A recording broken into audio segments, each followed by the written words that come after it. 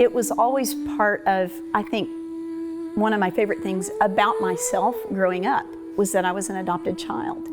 So my birth mother was in college and got pregnant while she was in college, and the family decided that, you know, a baby needs a family, and so they placed me for adoption. It was a private adoption.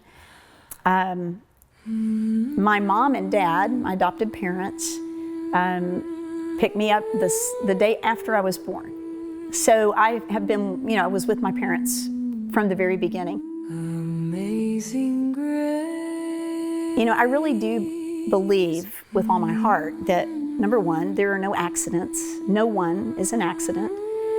God has a purpose for every single person. We are built for that. He makes us for our purpose. Did you ever have a period where you questioned why would my mom have put me up for adoption? Was anything ever wrong with me? Or did you never really go? I talked to so many adopted kids and adults who they had a period where they struggled with that. Mm-hmm. Did you ever struggle with that? No, I didn't. And I think, again, it has to do with how my parents taught me about who I was, right? And told me my story.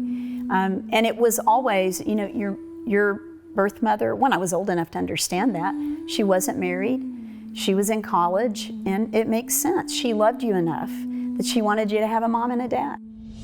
I watched the whole impeachment trial. I watched every minute of it. I was enthralled for so many reasons. I couldn't believe it was happening. I remember thinking about you so much. As a senator, she's also now a juror in her husband's impeachment trial. But she is a juror without a vote. The motion is adopted. The Texas Senate approved 31 rules to govern the upcoming trial, and rule number 31 applies solely to Angela Paxton. It says spouses have a conflict of interest. It allows her to hear all of the evidence, but that's all she can do. When senators deliberate behind closed doors, she will not listen in or weigh in. Through all of that, as your family basically was being attacked, and there you were on the Senate floor, mouth shut zip because you couldn't really do much with all of that going on, people making accusations, you had taken money to redo your kitchen, the whole shebang. I thought of you every day with your armor on, getting up on that Senate floor and taking that. And I thought, what is it like when you go home at night, ready to know you gotta go back tomorrow? What was that time of your life like? In a certain sense, we all have a similar destiny if we are in Christ, and that is that the character of Christ be formed in us. And that is my greatest power, is as I'm leaning in and I'm cooperating and surrendering to the power of God in my life, whatever that is. And sometimes it has been some very difficult things. Things I would never have dreamed I would have to deal with, things I don't want, I don't want. But God is using these things, and He is shaping the character of Christ. And at the end of the day, isn't this what it is all about? There were other very difficult things for me to hear emotionally that came out during the trial. Were you leaning on God very heavily? Very, very heavily, because I had asked the Lord, I said, you show me, I want to represent you when I go on that floor. More than I want to represent myself, more than I want to represent Kent, I want to represent you, and I want to operate in your spirit. And I remember one of the things, as I was even just kind of wrestling with that whole thing about not having the voice that I always have when I'm there.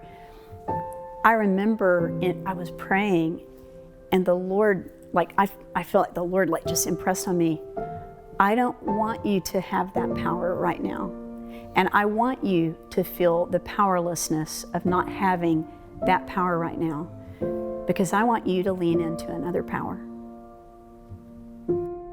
I think that I think people can do things they're going to regret in intense situations, in working relationships even, that will compromise their integrity. I mean, it has been important to me to protect my marriage as much as I could. And that's just one of the safeguards I have built in. And, I think it matters. You've got to have godly people around you. And I think for women, it matters to have godly women around you so you don't introduce extra temptation that comes from close, intimate conversations about things, It's right? guarding the heart. Guarding your heart. When we have things to lean on, we lean on them. And we might not even realize how much we lean on certain kinds of things until they're stripped away, right? Or until it's that toe, right, that you can't put weight on because it's painful, right? And you have to make some decisions. But, I felt like the Lord said, the power I want you to lean on, I want you to pray. I want you to pray. And I'll tell you, Jay, I hadn't really thought about this. I prayed many times when I was on the Senate floor, many, many times. What I realized in that moment and have carried forward from that time is that my vote is not the greatest power I have on the Senate floor. And it's something that God calls me to exercise responsibly. But the greatest power I have is that I'm leaning into God's will for my life. Thank you, Jesus.